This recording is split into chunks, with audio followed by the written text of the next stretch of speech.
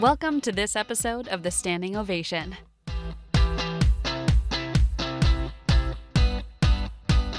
So working with a lot of enterprises over the course of the year, we do a lot of journey maps. We understand core processes and workflows, what is working and what's not working. A lot of what we hear over and over is the disconnected nature of these experiences. Oftentimes in these large organizations, 3, 4, 5 different teams will need to be involved to onboard a customer. 4, 5, 6 different organizations will need to be involved, especially when it comes to payments and financial services. So there's no collaboration between these organizations. The work ultimately gets done. It's just hard to know if you ask the question, hey, where is this customer in the experience?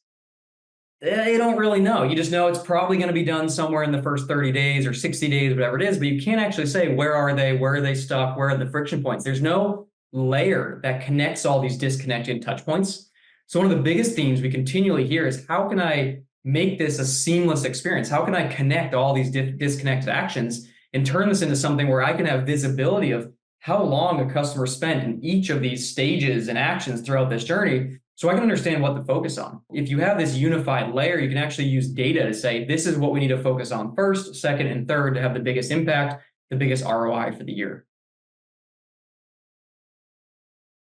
First, we'll see internal teams stop treating each other as separate teams and separate organizations and just throwing things over the wall. I think we'll see teams come together a bit, act as a unified front to deliver experiences. I think we'll see a continued drive toward omni-channel experiences, whether that's communication channels, whether that's digital portals where customers can go to get their own updates. I think we'll see those start to unify and come together. I think we'll see a bigger focus on the end customer experience, especially in the corporate side. The consumer side is a long history of high quality mobile apps, and that's usually where the end user experience comes first. And I think we'll see corporate start to catch up to that in 2025. I think there will be a focus on that digital experience and the seamless UX for business customers as well as the individual consumers. I think we'll see a focus on connecting disconnected data silos. A lot of organizations, a lot of banks have a lot of different systems and data all over the place, and there's a lot of value to be made, especially as we unify experiences and we have AI applied to more functions, where the more you can connect these systems, the more value you can extract from them. And then finally, I think we'll see a drive towards generative AI. It's been a huge burst in technology, but it's been somewhat slow adoption, especially at the enterprise level. I think we'll see, especially in banking, some of the internal teams start to align on internal controls and security measures and get comfortable, especially with internal generative AI use cases. I think we will see a large-scale transformation from a perspective of UX to workflows to even the jobs that people are doing. I actually think the most consistent thing over the next 5 years will be the need for high quality and accessible data, because that's really the fuel that powers the AI for CX.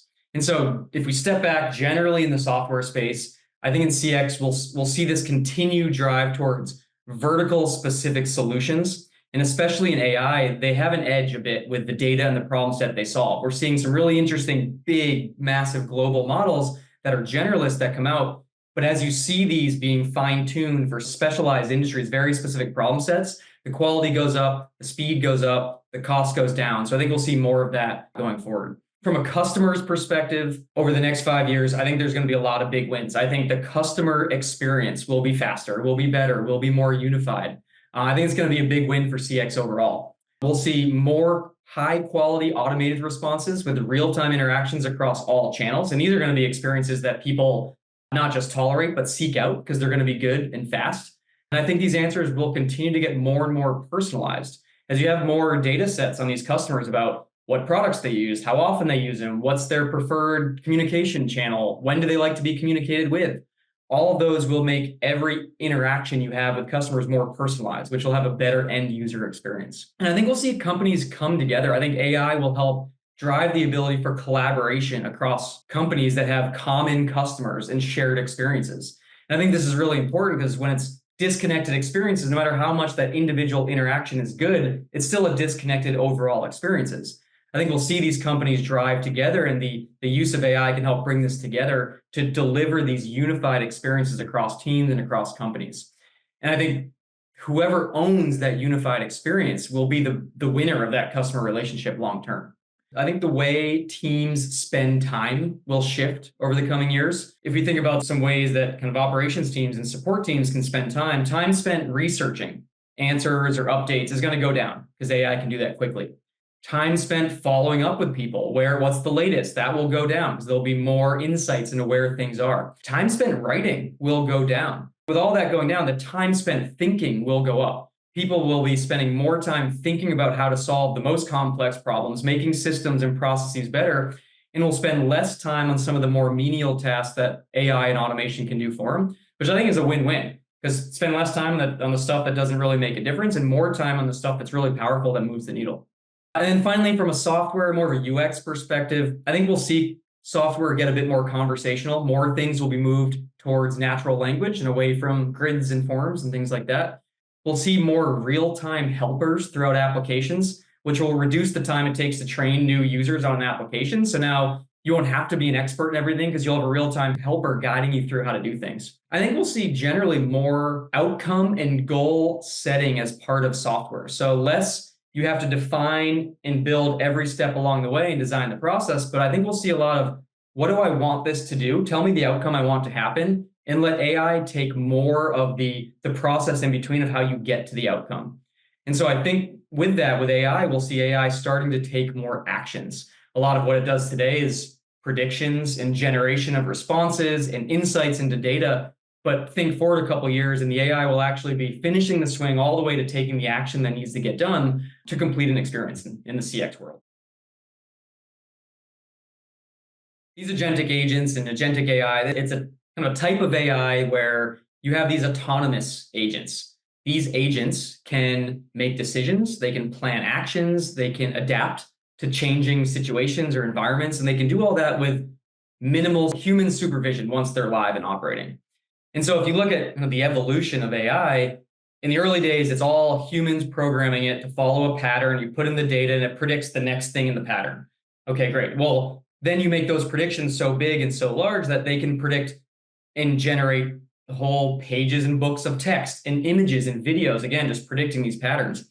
And that's a lot of generating the next thing. But agentic is going to happen where you can actually give this agent an outcome and it can go and make its decisions and take actions along the way to get to that outcome. And so each phase you're building on what came before it. And over time, we humans are programming and directing less and letting AI take over and do more. So the potential opportunity for agentic agents is huge. You can imagine a world where an organization has tens, hundreds, or even thousands of these agentic agents that are all each designed to complete a very specific task. And they collaborate with each other. So you're not trying to build and maintain this one massive system. You're creating these very small, target-specific state agents that solve a very specific task that fits into a broader landscape of agents that are trying to achieve an outcome. This allows you to design, maintain, and improve small, specific agents rather than this large, complex system all at once. What is the impact of this in 2025? Tough to say. I think we'll see plenty of these agents go to market. I think we'll see new companies pop up launching these agents and the no-code ability to build these agents.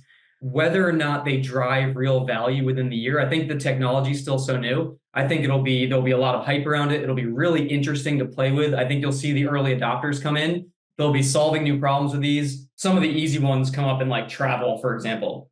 Great, you want to book a flight. You generally ask it to, hey, where do I want to go? What are the dates? What are my itineraries? And it doesn't just say, here's an itinerary. It actually just goes and books everything for you. Got your hotels, got your flight, you are live, you're planned for this date, have a good time. So in our world, it could look more like email comes in asking a question, and I need to, hey, what's the latest on this piece of information that I need? One agent might go and tap into the data set and find the information. Okay, I'm looking for how much you processed over the last 30 days. Great, I'm going to pull that out. The next agent takes that response, generates it into an answer, and directly responds to the email saying, you processed $30 today in the last 30 days. Do you have any other questions? So these agents can kind of work together in very specific paths to connect and orchestrate these multi-touch point experiences. We could probably think of some journeys as well, where right now, journeys, as we think about them, and most organizations think about them, they're structured. A becomes before B, and then B before C. But in reality, life is a bit more dynamic. Things happen out of the ordinary. Not everything is linear. Things can happen in parallel. So imagine if you had a general journey where you define the outcome you want to achieve, but along the way, these AI agents can assess where you are, adapt to changing environments, and take action. They can send emails, they can onboard into programs, they can make decisions. And so the customer can still get to the end outpoint, which is I'm live and I'm processing payments and I'm happy. But the actions along the way may have been a dynamic set of a bunch of different agentic agents rather than one process flow that was pre-built and defined. What you see is you go in and you see the operations of these financial services companies at the enterprise level. It's essentially a bunch of separate teams kind of working together, but not really. And as you continue to grow and continue to scale and you throw more teams and people at the problem, it doesn't get better, it just gets more painful over time. And so we've seen organizations of all size working to create these unified, orchestrated customer journeys as a primary objective for the next year. They want to get away from this disconnected experience and just hoping everything works to, I want to be able to answer where every customer is in every journey at any time with real-time data that's coming in and have insights into where the friction points are, where customers churning out, because you have to have that observability in order to make the overall operations better. Otherwise, you're just guessing where the friction points are based on a couple emails or maybe a survey. So they know just continuing to throw people at this problem, it eventually breaks and it will not scale. And I think when you're seeing that combined with the expectations of the end user, even the owners on the corporate side, which generally lags the consumer side, they are still consumers in other parts of their life. So they have the expectations of a consumer and they're dealing with the systems and processes of corporate.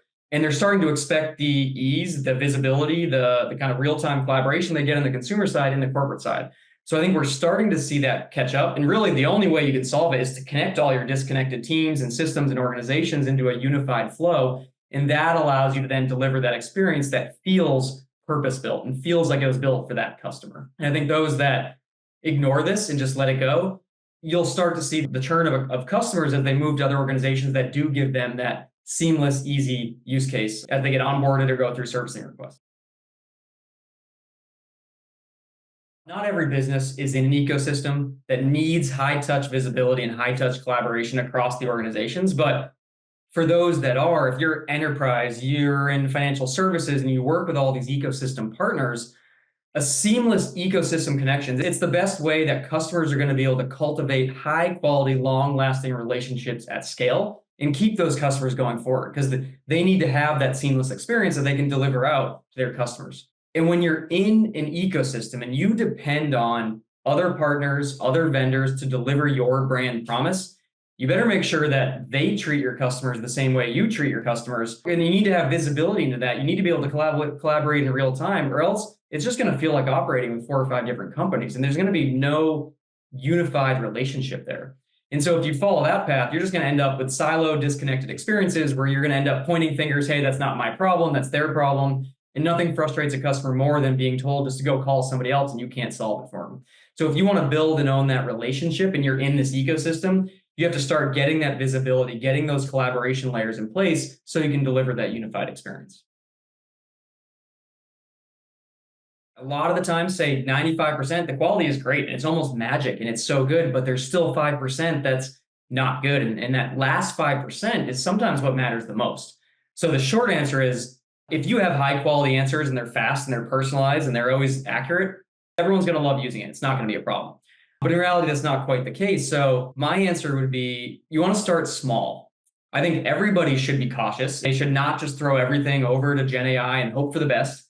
Start with internal use cases. Before putting stuff in front of the customer, maybe start with simple stuff like summarize something that takes a while to read.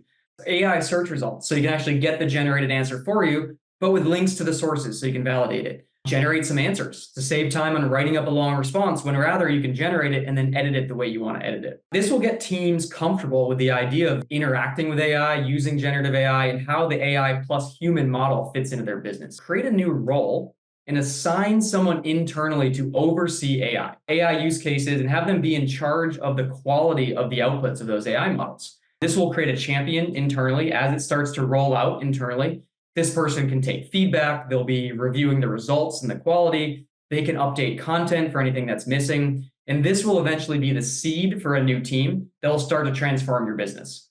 And so it's a way to start slow and dip your toe in and have an owner of the outcomes to make sure that everybody's being heard as they're starting to adopt AI across your company. And when you do move past internal use cases and you start to adopt the customer-facing agents, just make sure you spend time reviewing all the data. You want to make sure you're always staying on top. If there's bad answers or missed answers, is it because you don't have the content? Is it because the content's wrong? Is it because your prompts are incorrect? You want to always be reviewing those answers to make sure you're on top of it and you're not just letting it go into a void and hoping for the best. Finally, ask your customers' opinion about it. If you do it right, a lot of end users or customers will love it. They'll love the speed, the quality, the ease of use. It'll be great. Your internal teams will love it. They'll save time on stuff they didn't like to do to begin with. They'll be able to spend that time on more valuable stuff that's more interesting. But it will have a few hiccups along the way, so be prepared for it. And I'll say some people, no matter what you do, will never want to talk to AI, and that's okay. And some will want to talk to AI, and they'll actually seek it and prefer it. So I'd say give them the option. Don't force anybody down a single path. Let people choose. They will opt in the path that they prefer, and it'll be about a better outcome and satisfaction for both parties involved. What we've often seen best is when AI seamlessly integrates into UIs, systems, and workflows that already exist and people are already comfortable with. So in the CX space, if you completely transform how you interact with customers, it's gonna be harder to get over the line and get people to think about and change their workflows and their daily work patterns. Rather, there's ways you adopt a CXM platform in our world where AI is natively integrated. So as you go through your daily flows, it's prompting, it's helping, it's guiding you through processes. It's there to answer your questions as you go, but it's not a full pick and replace, completely transform overnight everything we do to a new paradigm of software. And I think that'll be a transformation over the next decade. But in the short term, I think integrating AI to existing systems and workflows is a better way to get people comfortable as you dip your toe in, start your journey on using AI. Yeah, so I think as we look into 2025, a lot of the innovation and the efficiency gains are going to be driven by AI in 25 and beyond.